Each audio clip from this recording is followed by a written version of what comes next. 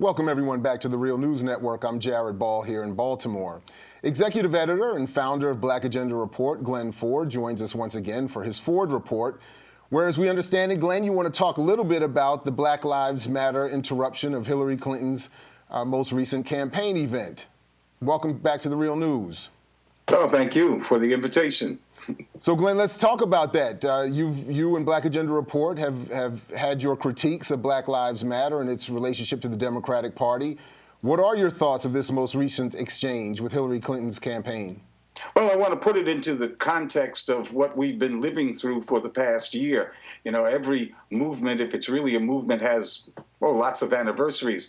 We're coming up on November 24th, and that was the day that the St. Louis County grand jury refused to indict the white cop who killed Michael Brown in Ferguson earlier in August.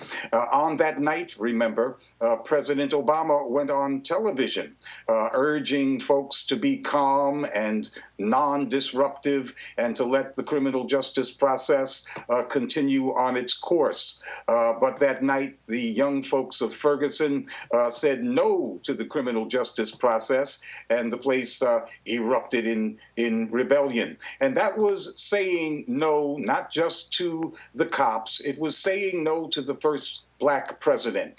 And it was not just saying no to the first Black president, but also to the entire Black misleadership class, which had been urging calm and let the criminal justice process work its course for 2 generations of a mass Black incarceration regime. So one of the first significant developments of this new and incipient movement was that people like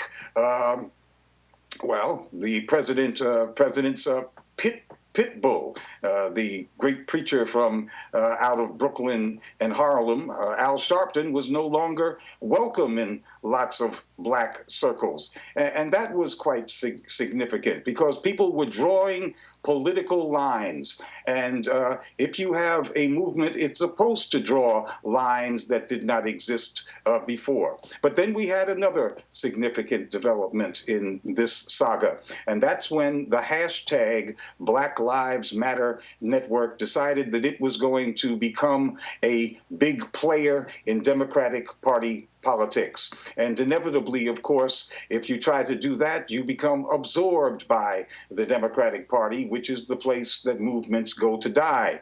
And an offshoot of the Black Lives Matter network called Campaign Zero became even more subservient to the Democratic Party.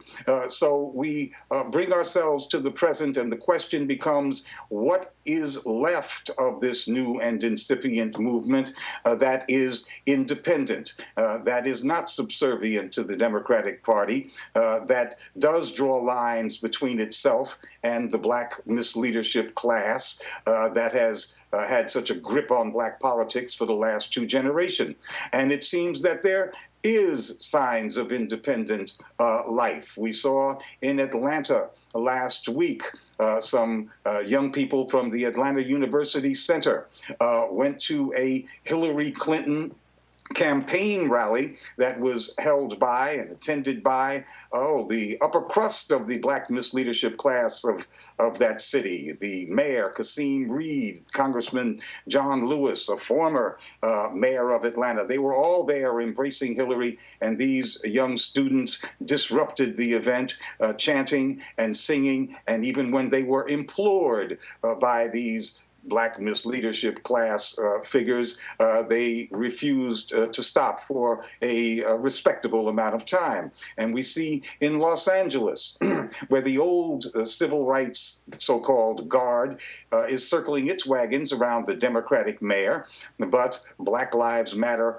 offshoot organizations have been disrupting the mayor's meetings, and thereby saying that we are no longer under the tutelage of this old class of accommodationists. And in Newark, New Jersey, when President Obama visited the city on Monday, the People's Organization for Progress, which is a mass-based organization with hundreds of members, demonstrated against the president's domestic and his international imperialist policies. And there were placards out there denouncing U.S. and Obama imperialism. And this, even as the black mayor was, of course, hosting the black president of the United States. So we do see real chinks in the armor of the black misleadership class that has kept black politics on the plantation for 2 generations. But Glenn, in just a short bit of time we have left, I'm wondering, so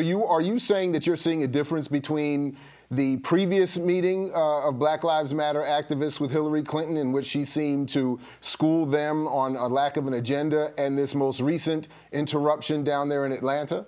The recent interruption in Atlanta, by all indications, was not directed by the National Black Lives Matter Network, and certainly not by Campaign Zero. One way you keep track of what those organizations do is Twitter, since they do so much of their activities on Twitter, and there was virtually no communication. But was there an agenda put forth by this group that would separate them from the previous efforts? Yes, they put forward a manifesto that didn't look very much like anything that came out of the Black Lives Matter network organization or Campaign Zero. They clearly were independent. It also seems to apply to the Los Angeles forces. And of course, POP in Newark has been acting independently for the last 35 years.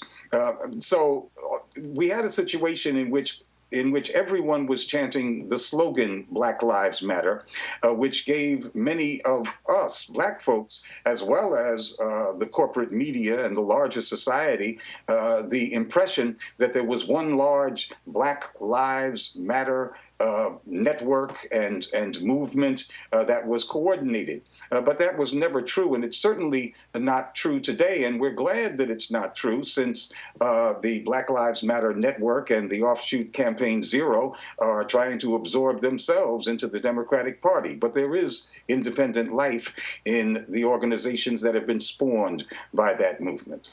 Well, Glen Ford, thanks again for joining us here at the Real News Network. Thank you. And thank you for joining us here at The Real News as well. And for all involved, again, I'm Jared Ball here in Baltimore, saying, as always, as Fred Hampton used to say, to you we say peace if you're willing to fight for it. So peace, everybody, and we'll catch you in the whirlwind.